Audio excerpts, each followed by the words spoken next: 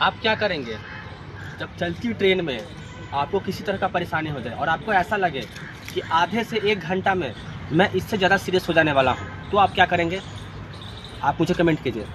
तो ऐसे ही मेरे साथ मैं जब ट्रेन से आ रहा था दरभंगा से यहाँ अहमदाबाद, तो मेरे सामने वाले सीट पर जो फैमिली था उसमें एक बच्चा था, मतलब लड़की थी, उसका नाम कुछ वही खुशी या कुछ था, मनीषा। तो उसे 4:30 बजे जब मैं ट्रेन में चढ़ा दरभंगा, उस टाइम से लेकर के उसके कल हो कर के मैं उसे देखा कि 9 या 10 बजे तक उसे उल्टियाँ होती जा रही है, वोमिटिंग होती जा रही है।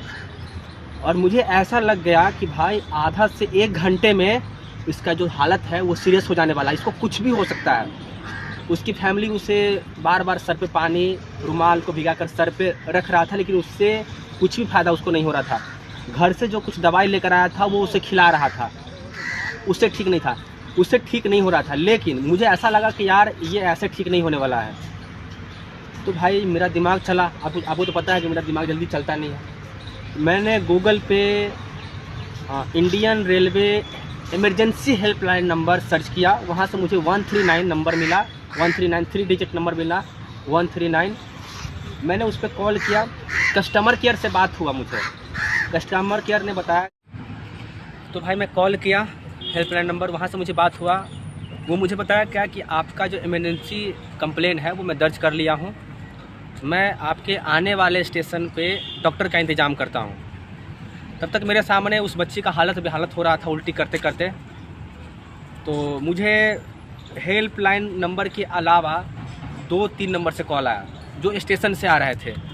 मुझसे पूछा जा रहा था कि आप कहाँ पहुँचे हैं, उस बच्ची को क्या हो रहा है, उस बच्ची के माँ बाप का नाम क्या है, आप कौन हैं।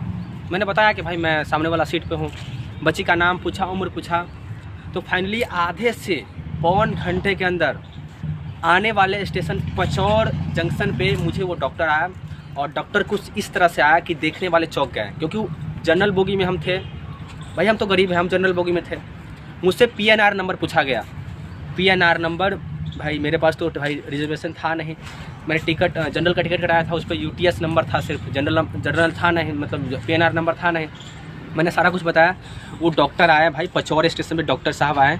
एक डॉक्टर था, एक वो था जो ट्रेन को रुकवा सकता था वहाँ पे 10 मिनट 20 मिनट, एक उनका जो क्या कहते हैं कंपाउंडर थे, और तीसरे जो मीडिया कर्मी से थे वो उनका फ़ोटो वगैरह खींच रहे थे। उस बच्ची को इंजेक्शन, इलेक्ट्रिकल पाउडर, कुछ टैबलेट दिए।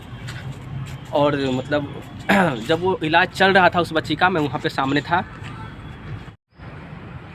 तो भाई फाइनली उस बच्ची का अच्छे से इलाज हुआ। इलाज होने के बाद बच्ची और उसकी बड़ी सिस्टर भी थी, 12-14 साल की थी, वो उसका भी इलाज हुआ, अच्छे से इलाज हो गया। पूरा बोगी का लोग वहाँ पर आकर के मुझे अप्रिशिएट कर रहा था, मुझे मेरे ऊपर देख करके वो कह रहा था कि भाई पहली बार मैं ऐसा देख रहा हूँ कि किसी ने इमरजेंसी में चलती ट्रेन में किसी ने डॉक्टर को बुला पाया है। और हेल्पलाइन नंबर से मुझे बताया गया था कि भाई पैसे मांगेगा,